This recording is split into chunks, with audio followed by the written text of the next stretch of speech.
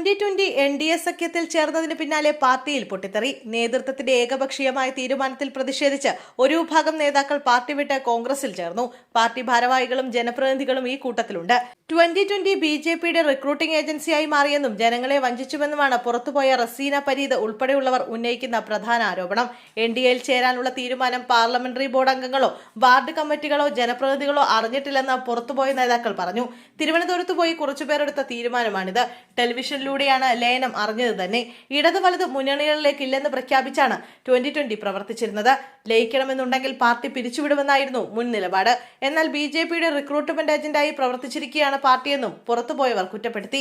ജനങ്ങൾക്ക് സബ്സിഡി നൽകാനെന്ന പേരിൽ നടത്തിയ സർവേ BJP പ്രവേശനത്തിനുള്ള മുന്നൊരുക്കമായിരുന്നുവെന്ന് നേതാക്കൾ ആരോപിക്കുന്നു. ജാതിയും മതവും ചോദിച്ചുകൊണ്ടുള്ള സർവേയിലൂടെ കൃത്യമായ അജണ്ട നടപ്പിലാക്കുകയായിരുന്നു. സബ്സിഡി ആനുകൂല്യങ്ങൾ കിട്ടുമെന്ന് വിശ്വസിപ്പിച്ച് ജനങ്ങളെ തെറ്റിദ്ധരിപ്പിച്ചാണ് വിവരങ്ങൾ ശേഖരിച്ചതെന്നും ഇവർ ആരോപിച്ചു.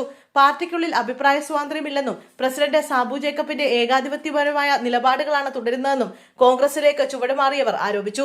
ഒറ്റയ്ക്ക് നിൽക്കാൻ ശക്തിയില്ലെന്ന് ബോധ്യപ്പെട്ടപ്പോഴാണ് സാബു ജേക്കബ് BJP പാളയത്തിലെത്തിയത്. വരും ദിവസങ്ങളിൽ കൂടുതൽ ഭാരവാഹികൾ 2020 വിട്ട് കോൺഗ്രസിലേക്ക് എത്തുമെന്നും ഇത് സാബു ജേക്കബിന്റെ രാഷ്ട്രീയ അന്ത്യമാകുമെന്നും നേതാക്കൾ കൂട്ടിച്ചേർത്തു. പാർട്ടി പ്രസിഡന്റ് സാബു ജേക്കബ് തന്റെ ബിസിനസ് സാമ്രാജ്യത്തിന്റെ നിലനിൽപ്പിനായി മാത്രമെടുത്ത തീരുമാനമാണിതെന്ന് നേതാക്കൾ കുറ്റപ്പെടുത്തി. ജനങ്ങളുടെ താല്പര്യമല്ല, ബിസിനസ് ലാഭം മാത്രമാണ് അദ്ദേഹത്തിന്റെ ലക്ഷ്യം. 2020 എന്ന പാർട്ടിക്കാണ് ജനങ്ങൾ വോട്ട് ചെയ്തത്, BJP സഖ്യത്തിനല്ല. പഞ്ചായത്ത് തെരഞ്ഞെടുപ്പിന് മുമ്പ് തന്നെ BJP ദേശീയ നേതൃത്വവുമായി ചർച്ചകൾ നടന്നിരുന്നുവെന്നാണ് ഇപ്പോൾ പുറത്തുവരുന്ന വിവരം. ഇത് ജനങ്ങളോടുള്ള പച്ചയായ വഞ്ചനയാണ്, അവർ പറഞ്ഞു. പാർട്ടിക്കുള്ളിൽ കടുത്ത ഏകാധിപത്യമാണ് നിലനിൽക്കുന്നതെന്ന് കോൺഗ്രസിലേക്ക് പോയ നേതാക്കൾ പറഞ്ഞു. പ്രസിഡന്റ് പറയുന്നത് അനുസരിക്കുക എന്നത് മാത്രമാണ് പാർട്ടി ലൈൻ. ഫണ്ട് ചെലവാക്കുന്നതും സ്ഥാനാർത്ഥികളെ നിശ്ചയിക്കുന്നതും ഫ്ലെക്സ് അടിക്കുന്നതും ഒരാൾ മാത്രമാണ്. കിറ്റുകൾ നൽകി ജനങ്ങളുടെ എതിർപ്പ് ഇല്ലാതാക്കാമെന്നത് സാബു ജേക്കബിന്റെ വ്യാമോഹം മാത്രമാണ്. വഞ്ചനയുമായി ജനങ്ങളെ സമീപിച്ചാൽ അവർ ആട്ടിപ്പായിക്കുമെന്നും നേതാക്കൾ മുന്നറിയിപ്പ് നൽകി.